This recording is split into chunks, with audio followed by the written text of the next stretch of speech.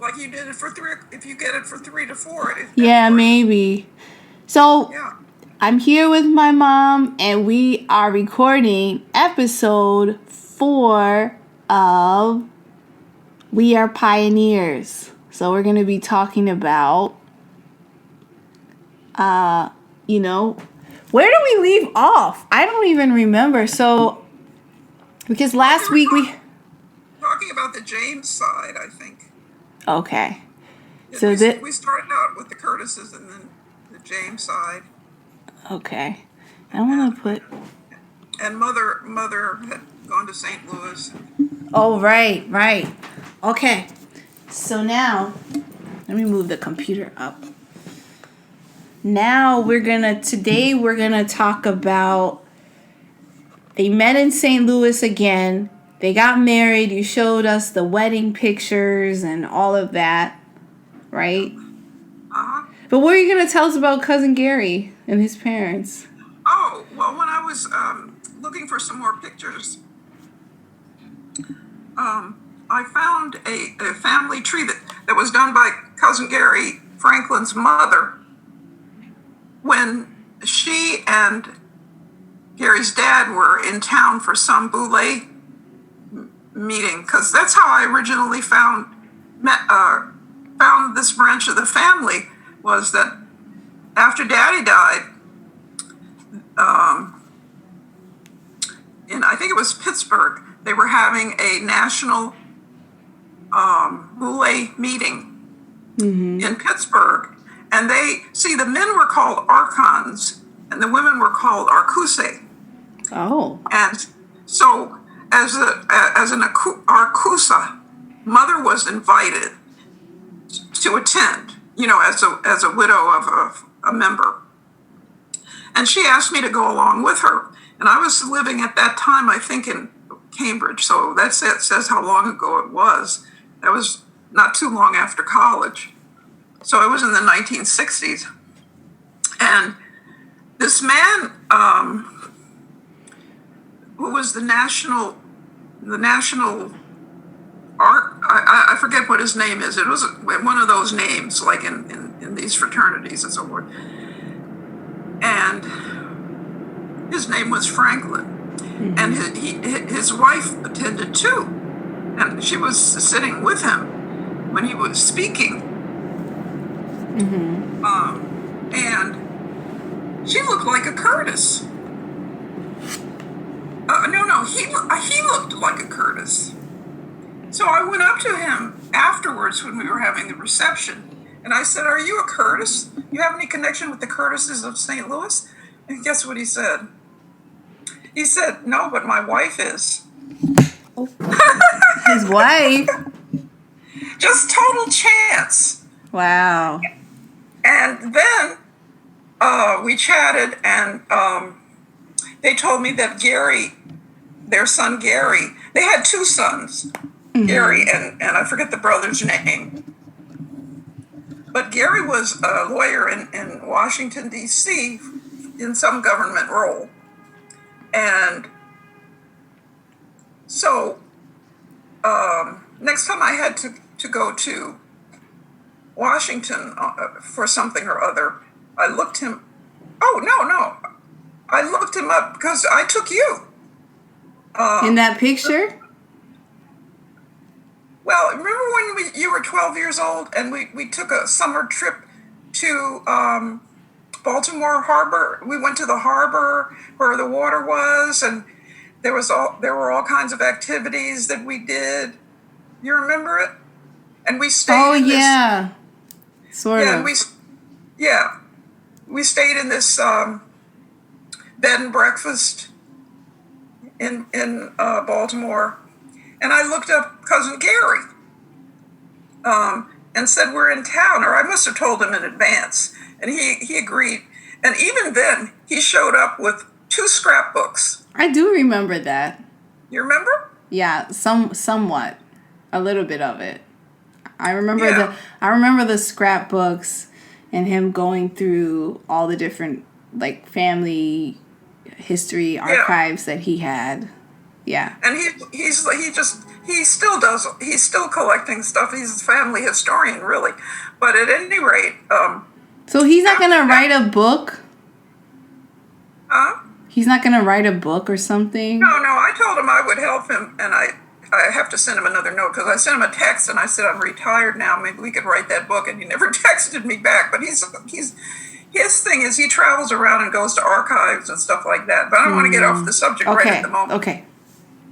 Anyway, after that, when his mother and father were in New York, staying down in the village, because the husband was here for some sort of national activity.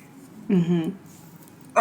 They wanted to meet me, so they invited me, and I went to their hotel, and we chatted. And after that, his mother sent me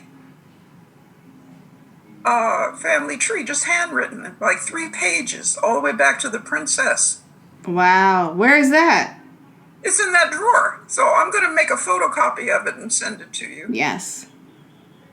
I need that. Yeah. Let me see. Yeah, I was going through stuff. And when I tucked it all back in, my mind was on something else, and I tucked it in with stuff. When I sent you all those pictures the other day. Yeah, those were good. Yeah. By the way, this is Alexander H. Curtis's wife. It's a portrait. Gary gave me this. Let's see if I can do this. Oh. I'm going to move it up. Hold on now. I'm going to move it slowly. That's Alexander. Ooh, can you send me that picture? Yeah. Yeah, she's the one sitting in the middle of that other picture I sent you. Okay. She's the one sitting in the middle. Yeah. But that was a portrait that one time when I was in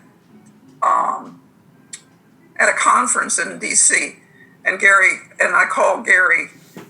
When he came out, we went to dinner. When he came out, he brought me this picture. He picked me up for dinner. That's cool. Yeah. That's cool. But anyway, so I have this family tree that she hand wrote that I will send you, that goes all the way back to the princess, and it's quite interesting because she's got that Tuskegee Airman that you were asking about. Oh yeah. He's in there. So who was she the relative of? She cousin Mayo Harris. When I was a little girl, and when we were in Tuskegee, and I must have been about 9 years old, 10 maybe. Mm-hmm. Cousin Mayo. Mayo, Mayo. Mm-hmm. Cousin Mayo Harris came down from wherever he lived in Chicago, I think, to Tuskegee. And I remember he had this car parked outside our house. Mm-hmm. And I think that's her dad, Catherine. I think she was a Harris. Mm-hmm. And their connection, well, it'll be in the family tree, but their connection is through the Curtis Childs line, somewhere in there, one of the brothers or sisters. Mm-hmm. Lines from there. So, but they're definitely related. Okay. That's a lot of people. Yeah. How did she know how to write the family tree by hand like that? She just knew? Or did she like... had it written. Oh. She may have had it on her computer or written down or something. I can't remember, but all I know is she may not, I don't think she gave it to me that day. I think she mailed it to me. Okay. But So it's 3 go ahead. No, go ahead. I was going to say, but it's 3 pages handwritten. It's really interesting. That is, I want to see that. Yeah. Okay, so now we've gone through Mima meeting Grandfather Perry. We've gone through your dad meeting your mom. So my grandfather and my grandmother meeting in St. Louis.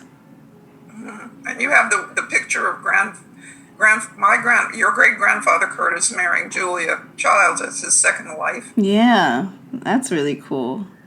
But I still haven't found I asked Aunt Susan whether she'd had it. She's going to look too, of the group, Okay. the wedding party. Yes, that I want to see that. And so now they're married, and they are joined together. Well, my grandmother moves to Tuskegee. Yeah. And you know what? Tuskegee is a Native American name. Yeah, hello. Do you know what it means? No, I don't. I don't think people were thinking in these terms back then. Oh. I mean, they made the back 100 years earlier, whenever it was, they made the Native Americans, and who also, like, when the Europeans started moving in Alabama, Native Americans stayed. Mm-hmm. I think they were Cherokee. They stayed. They had businesses in town and stuff like that. They had their own farms and things. And, the history of racism in this country is really appalling. They just put, the Trail of Tears. Yeah, of course. I know. Yeah, they made them all leave and go out to some. Like, this is our land now. Like. Yeah, what? right, exactly. So leave, and force them to leave. But they didn't change the names. Tuskegee, Tuscumbia, Tuscaloosa, Right. Talladega, Oklahoma. Oklahoma, yeah, Alabama. They didn't change those names. No. But when I was a kid, I never thought about it because they were just names. As a little kid, But I've thought about it many times now. So what's your earliest memory as a child? My earliest memory? Yeah. Oh, please. Because now we're getting now to you, because we know that your parents met. Your dad was already in Tuskegee teaching, and now your mom joined him there. He had a house on campus, right? Yeah, right on the edge of campus. It was a nice 2-story house. And did I send you that picture with me standing at the door? Yeah, I've seen that picture. Yeah, you've seen it before. Mm-hmm. Well, I'll tell you, my earliest memory that I think about is when I was maybe that age, when that picture was taken, maybe a little older, maybe I was 2, 3, maybe I was 3. And I was in the yard, and I decided to go for a walk. Mm-hmm. So I started walking, and I'm just walking. By yourself? Yeah, I was just walking, enjoying my legs moving. Uh-huh. And this car pulls up. I was not in the yard anymore. This car pulls up next to me and says, "Hello, where's your mommy?" And I don't know what I said, but he said, "Well, I'm going to take you to your daddy." So I got in his car, and he drove me to my daddy's office on the campus, and brought me up to his office, and said, "Look who I found." Oh, wow.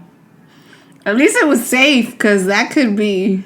I know, but it was the Tuskegee campus, But at any rate, Daddy was like, "Oh." Like, what are you doing But here? that's all I remember is it was an adventure, and I got this. It was I used to know the man's, and I used to remember who it was. It was one of Daddy's friends, Mm-hmm. and and it was all because it didn't make any sense for me. I just went for a walk. At So like 3 years old? 2 years old? I was just walking, stretching my legs. I mean, I was concentrating on the walking part. It was really interesting. And look at you now. You still go on walks, see? Yeah, that's true. That's true. Yeah. But anyway, that's the earliest memory that I can think of, was that because that really stuck in my mind. And the next earliest memory I guess it was Easter, and people used to do this. They'd give you a live baby chick in your Easter basket. What? Yeah, I had a live baby chick, but I didn't know anything about any of that. So I was in my room upstairs, and there was food for the chick too, a little bag of feed for the chick. So I was trying to feed the chick, but how I was feeding the poor thing was I was holding it by the head and sticking its bill in the feed. Oh, Mom, no. Yeah, and then it went limp. Oh, I'm trying to figure out what happened to the little thing. And my mother comes up the stairs. Ruthie, where are you? And she looks in the room, and I'm sitting there with this poor little duck. I don't know why they would give a little kid who's that young. I mean, but that's what they did back then. no. Wow. I mean, my parents weren't the only ones, but apparently that wasn't unusual. So that's what happened to the poor little chicken. Oh. And I couldn't figure out what was going on, because all of a sudden, at first it was walking around, and then all of a sudden it was like, Oh, you killed it. yeah. And I really didn't know what was going on, but I know that my second memory when I was really little. And you can understand why, right? Yeah, that's sad. My first lesson in life. Oh my goodness. Wow. Yeah. And Poor little thing. that's why it's so important, to demonstrate things to your kids, right? Like, this is this is a little bird. You have to be gentle. This is how you feed the bird. Like, how are you supposed to know? Right. I mean, I mean, I don't think when you were 2 or 3, I wouldn't have given you a live thing and let you walk away with it. I mean, I probably just walked away and they didn't even notice. Yeah. Because my mom stepped into the kitchen for a minute and I disappeared. Yeah, you have to like show your kids what to do. Yeah. But anyway, that was my second memory. So, but those were learning experiences. One was, you don't just go for a walk. Yeah. Telling your mommy. Yeah. Yeah. Yeah. And the other one was the poor little thing. But anyway, go ahead. No, I mean, I was just curious to know what you remembered about being a little kid in Tuskegee and. Oh yeah, well, I mean, what I generally remember about being a kid in Tuskegee was what you pointed out when we went down there. When were you in college then or high school? We went down. I think I had a big afro, so I feel like I was like maybe first year college. No, maybe like either my junior or senior year, or I was like 21. Oh, that would be junior or senior year. I don't know. Some like early 20s. I don't know. Okay. But anyway, for a little kid, it was manageable because we could walk and our parents didn't have to worry, Yeah. And I thought we were walking, like we walked to the school sometimes when I got a little older and I could walk with Susan. Mm-hmm. And we would walk to school.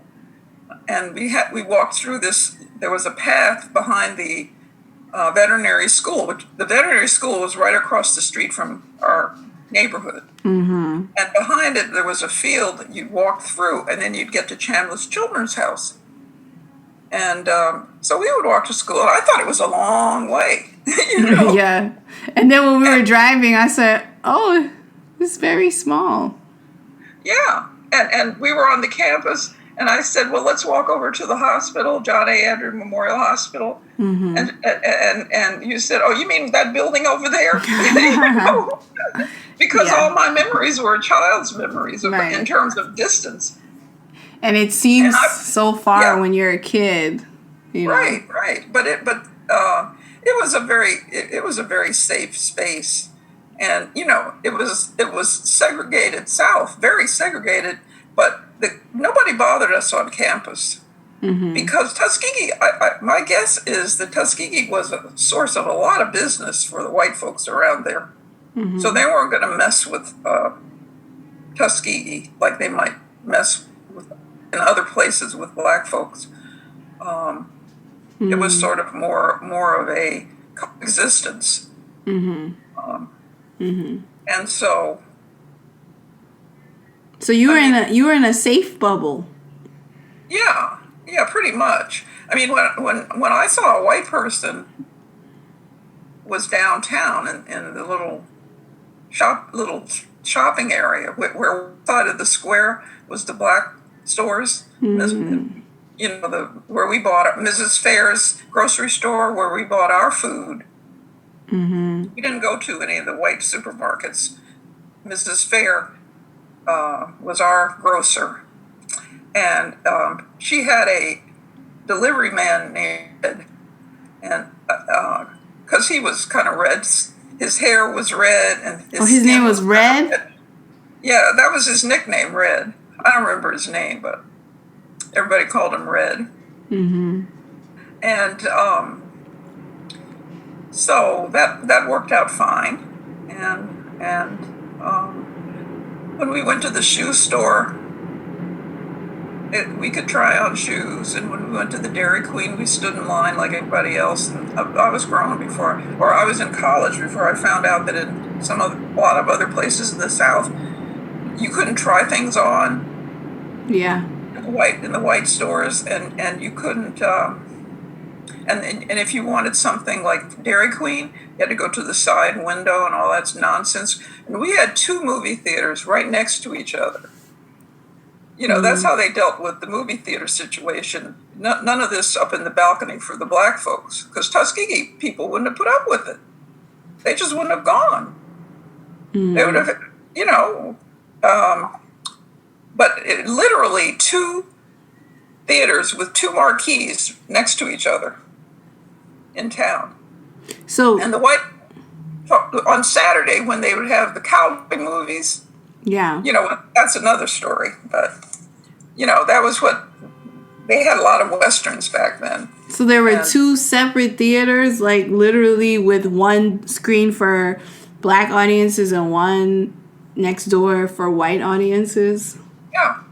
So the white kids would be lined up on one side to pay their entry fee, and we'd be lined up on the other side to pay our entry fee. Of course, the clerks in both were white, but, you know. Yeah. It's interesting. It's just I mean, they had civil rights. They had a Confederate soldier statue in the town square, of course. Mm-hmm.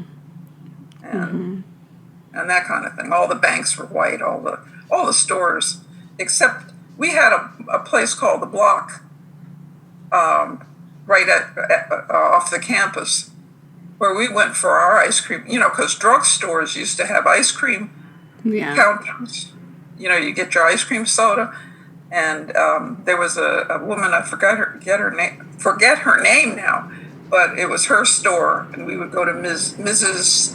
whatever her name was store for ice cream. Mm-hmm. And we had our own photographer.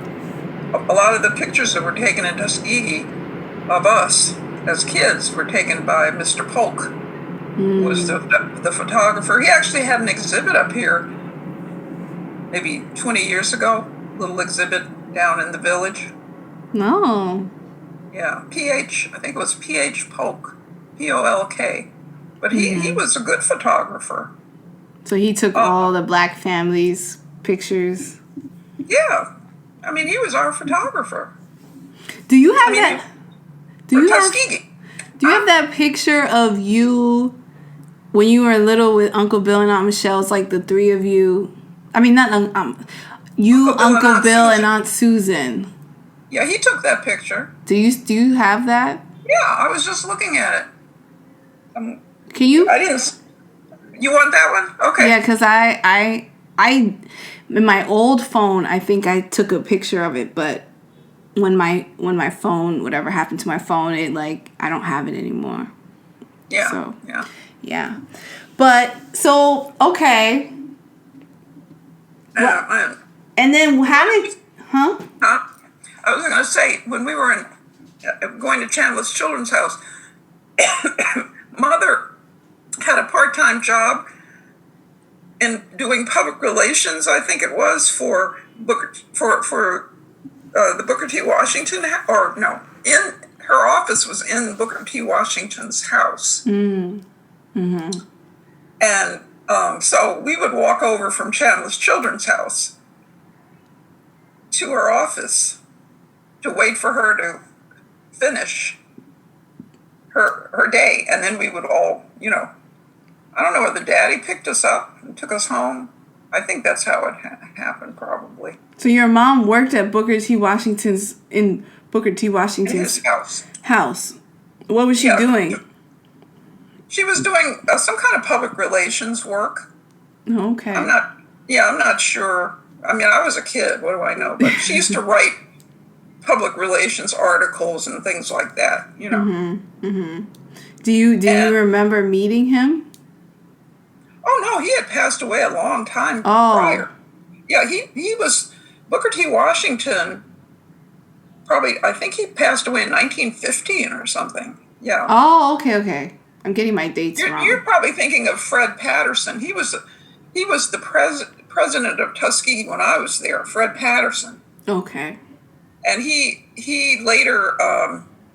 It's interesting because Moran Weston, who's related to the Perrys, the minister, lived in New Rochelle, and Fred Patterson and his wife had retired to New Rochelle, and their house was right across the road from Moran Weston's house in New Rochelle. But I don't think I ever saw him. I don't think we ever saw them. But at any rate, that's another. But anyway, so we would go walk over from Chandler's Children's House and wait for Mother. And there was a nice back porch and good weather with a big pecan tree. Ooh. So we would sit on the steps of the back porch and crack pecans. And they weren't the little pecans. They were these long, tubular kind of pecans, Mm-hmm. So, yeah. So that was okay. We didn't mind waiting. Wait, they were tubular. What do you mean? Because aren't they like... Well, no, not... I mean, I'm just saying they were... there's some pecans that are kind of more long. The little ones are like this. Mm-hmm. And then the other ones are a little longer, so they come out like that. Oh, okay. That's what I'm saying. Yeah. Okay. But anyways. And you will sit there and crack them? We crack pecans, yeah. And eat the pecans that had fallen off the tree.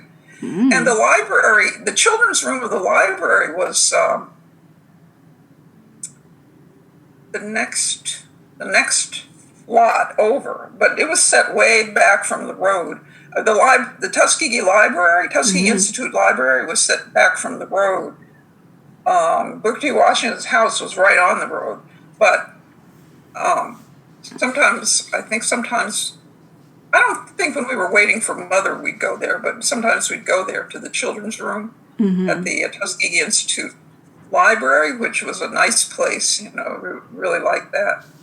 And of course they had a swimming pool. In the summertime we would swim. And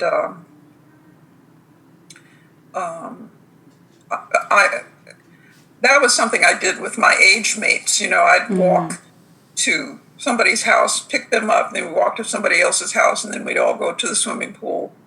And we just learned how to swim. I don't know how many lessons we took. We learned how to swim. You just learned on your own.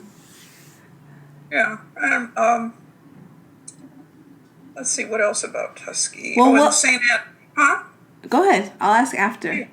St. Andrew's Episcopal Church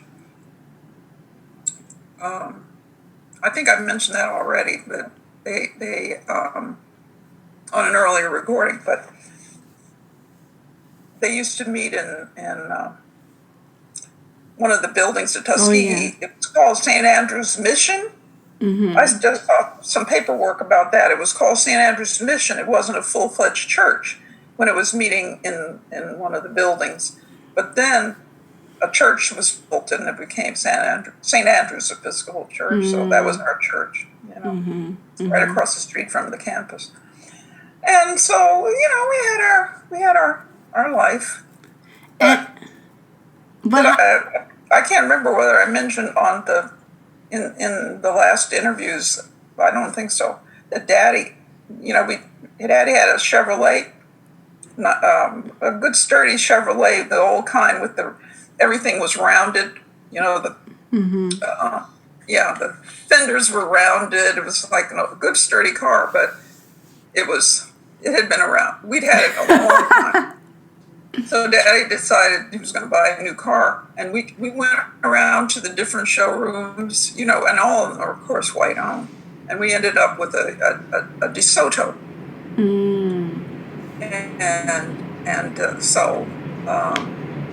But see, this is where there was a touch of this segregation attitude, because it came with a warranty. You could have a certain number of checkups for the car, and Daddy said that when he went back for the second checkup, they started making him uncomfortable. Hey, Bill, because you didn't call people by their first names. That was an insult. So a white person. Hi, can I call you back? I'm doing an interview with Zoom. Okay. Hi, Dad. Hi, sweetie. Hi. How are you? I'm good. How are you? It's raining. Can you see it rain? Oh, she probably. I can't see it really. Wow. Yeah, it doesn't come across the lights conflict. All right. Okay. Oh, wait. I have a question. I have a question. She has a question. Hold on. Did you send me a picture of the bird's eggs? Oh yeah, did you see that? Yeah. What? I planted a peach tree, right? Yeah. And last year, and the bird, I went out there looking at the peaches, and the birds. Wait. And then I saw the nest, and I took a picture of the nest so you can see what it looked like. Oh, what kind of bird is it? It's black and gray and white bird. It's not a robin or anything. Oh, okay. That's cool. Yeah. Did you like it? Yes, thank you. I was gonna write and say to you what kind. When I saw it, I was gonna write and say what kind of bird is that, but now I know. They've been around here for years. They just fly in and out. So on the other side of the house, they're making a nest in the peach tree. Oh, okay. I won't have any peaches this year. You will not? No, they about last year I got 12, and I just bought the tree. And this year I had 4 or 5 on there, and then now they're laying on the ground. Oh. I think the worms got in. Oh. Wow. Oh well. I was out there today, and it looked like the worms had gotten in. And then I got a passion fruit. Like it looks like a peach, but it's like purple. Oh. That's I don't cool. know. I don't see 2 on the tree this year. You what? But my berries look good. And I've got some pepper plants right here on the porch. So I got there's about 4 nice peppers coming now. They're only about a month old. Dad, when did the farm? I'm gonna ask you now, cause when did the farm? When was the farm built? Like, what year? 1887, when my great grandfather bought it. And what How many acres is it? 32 acres. Okay. And what did you originally plant on it? When we always planted corn, cotton, tobacco, and all kinds of fruit like peanuts, watermelons, tomatoes, sweet potatoes, white potatoes. Mm-hmm. We were always self-sufficient. The only thing that we used to buy was, the oil, maybe to cook it in, unless we cooked up. And we killed the hog, and we didn't have enough. It didn't have enough to last all year, so we had to go buy stuff. Okay. But the kids were there. There was always somebody always dropped their kids off here. Mm-hmm. Okay. Because they knew that my grandfather would take them and work them. Oh, I have a question since you both are on the phone together. And so what is your first memory of seeing or like meeting my mom? Are you me? No, what's your first memory? I know what it is. Your first memory of meeting my mom, like, or seeing her. Well, I'd seen her before I met her. Oh. But then our friend, Nelson introduced us. Uh-huh. And Nelson lived on, I think he lived on the 6th floor, and I lived on the 12th floor across the street from your mom. Uh-huh. I live I'm 5'10". And Yeah, Nelson, I can't remember whether he called me. He called me and said he wanted to bring a friend over. He told me, he said, I want you to meet this fine lady. She's fine. and then And so, Go ahead. so he comes in with this man, tall, good-looking man, uh-huh. And they sat and we all talked. And so, I don't know. Go to dinner? Huh? Did we go to dinner? I don't know. All I remember is sitting and talking, and Nelson was talking about my hairy legs. Oh, yeah. I remember that conversation. What? Yeah, Nelson was a character. What was he? What? Why is he saying that? No, he just made a. I don't. That was that kind of behavior at that time. Oh, Yeah, don't forget, this was the 70s. right. Right.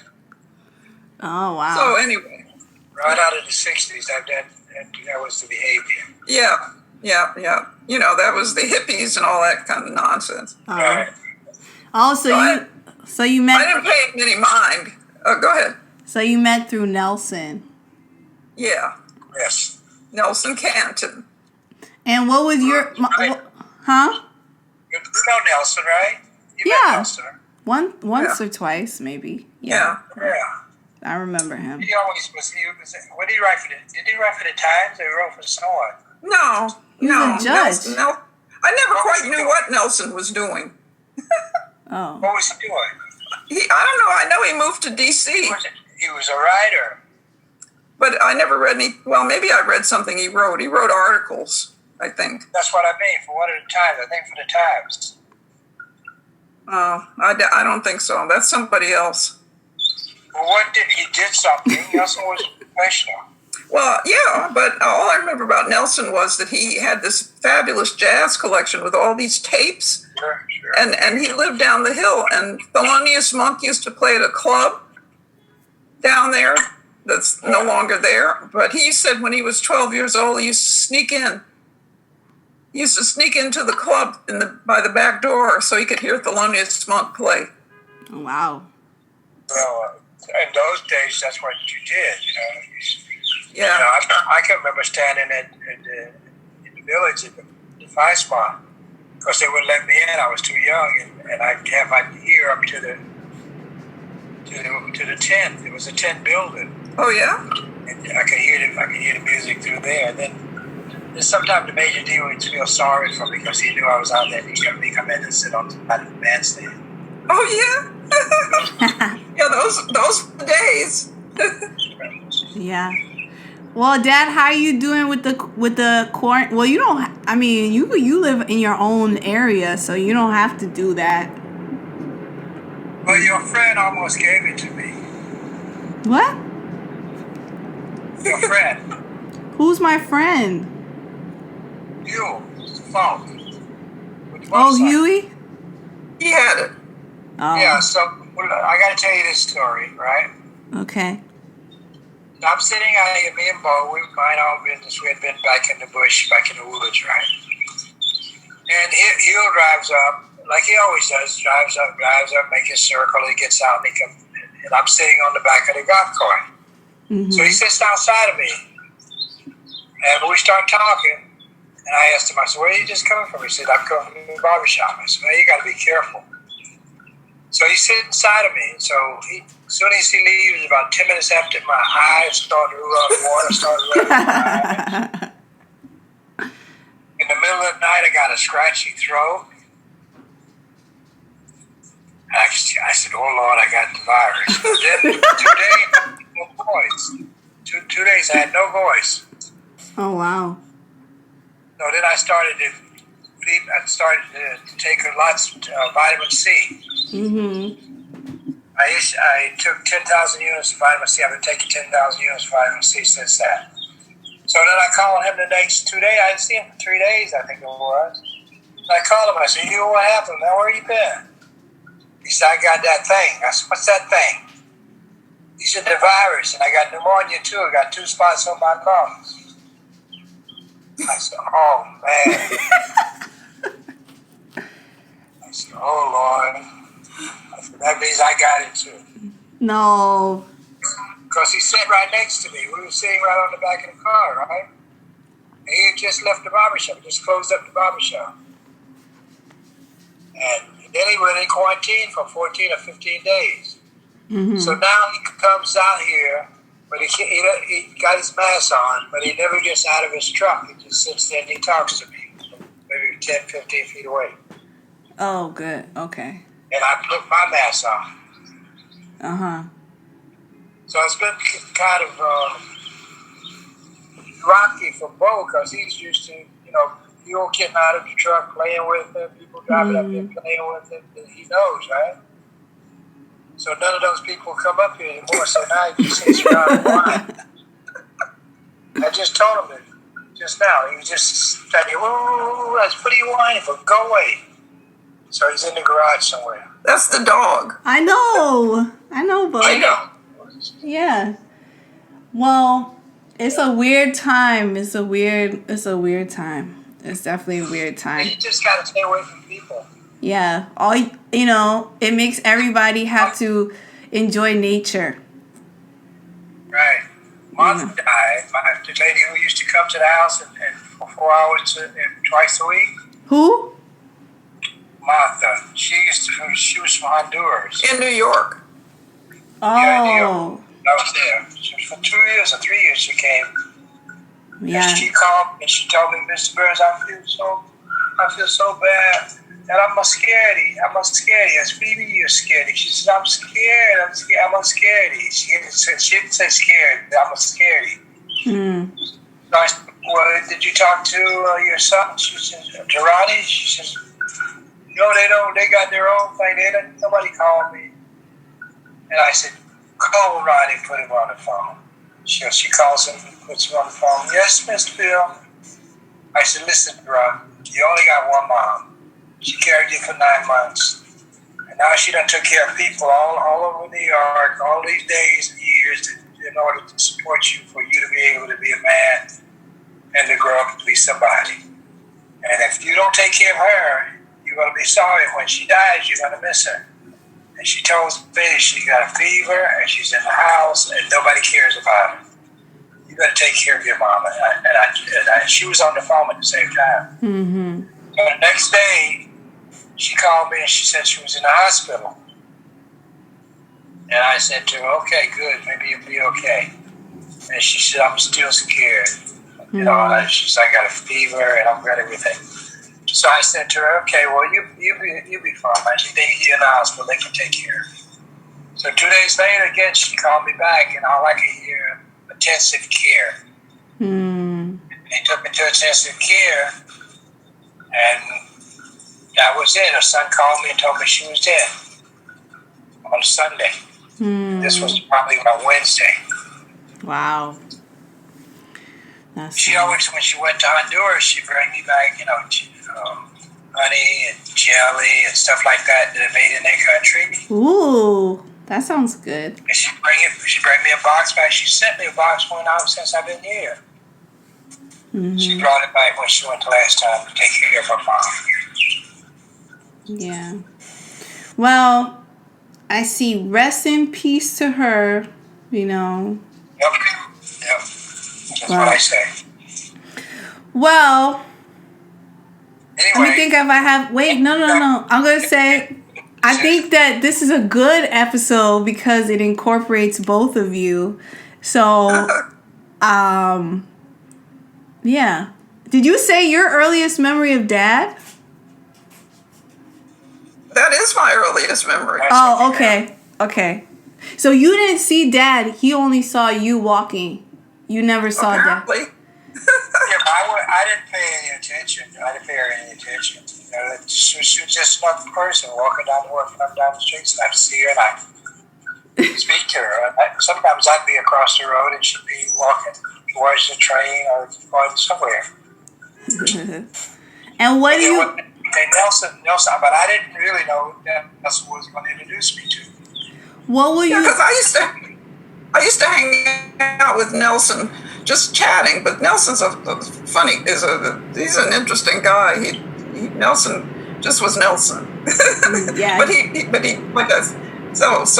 was the instigator. So what year would you say that was that you guys met? What year? Yeah. Oh, you can ask your mother. It was a long time ago. Like the 70s? In the 70s, yeah. Like In the 70s. Like 1975? Not in the 70s. It wasn't in the 60s. No, it wasn't in the 60s. I didn't come to New York and Long Island to the 70s. Last Okay. was 68, I came to New York, 69. Okay. That's when I got involved in Columbia University and strikes, Yeah. taking over colleges and stuff like that. So Yeah, but so you had the Mini Institute. Yeah, but I didn't have many institutes till the 90s, I think. No. Right? No, That time. no, the Mini Institute. No, because that was before Zune was born. That was before me. That must have been in the 80s. Yeah. Yeah, Well, it was in the 80s. yeah. But at any rate, it was sometime in the 70s. So you met in the 70s and now it's 2020. So let's say you met in like 1975. I'm making up a year. Right? So you've known each other for like almost what? That's 55 years? No. Yeah, close to it. So what would you say is some advice you can give, and we can talk about friendship, relationship, but to keep someone in your life and have a good bond with someone for 55 years, what advice would you give to someone who is in their 30s, you know, or like a younger person? Like, how do you maintain good friendships? Let each person have their own mind and don't fight with them. Let them be creative and do things that they want to do without standing in the way of anybody. Like with your mother, we never stood in the way of each other. Whatever she wanted to do, I supported it. Or, you know, we go to jazz musicians, concerts, or any of the things like that. Mm-hmm. But I think in order for a young person to have a good relationship for themselves, that whoever their partner is, they have to let the partner be their partner, and they have to be themselves so they can constantly grow. Mm-hmm. You can't allow yourself to get to the place where you don't grow anymore. Once you do that, then you can place. So then there's no place else for you to do or anything else for you to expand your mind. That's true. That's true. What about you, Mom? What will you say?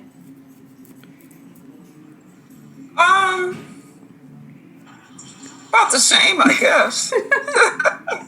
But she wants you to say it. What? You want her to say it, right? Yeah. Yeah, I mean, you don't want to. You want the person to be them. You want her to say just about the same as me.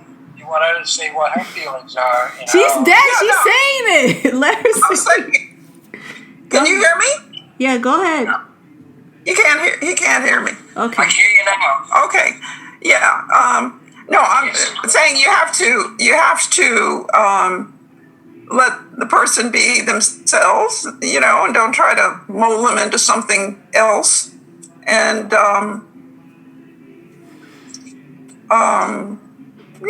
I mean, Independent space. huh? Independent space.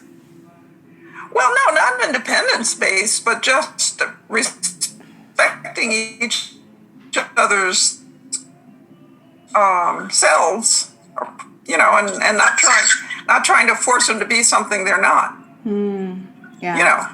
Yeah. And because otherwise you're not going to have a relationship. If you're trying to make it won't work. Yeah. So That's good Because after a advice. while, you will have good feelings about that person. yeah. That's good advice.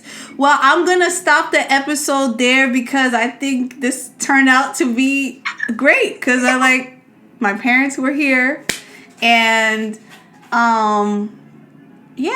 we'll pick up a different time so you guys can talk and I have to eat something anyway because I'm hungry. Okay. But yeah, I love you both and I'll talk to you later. Thanks for sharing some of your experiences. And Love yeah. you too. Okay. What's that over there? Is that your doggy? This? Yeah. That's a Oh, microphone. Oh, that's the microphone. Okay. I Yeah. just saw this little fuzzy thing moving. And, Yeah. All right, well, Okay. I'll talk to you later. Thank you. Love you. All right, sweetie, I love you. Okay, love Love you. you. Bye. Bye. Okay, bye. Thanks.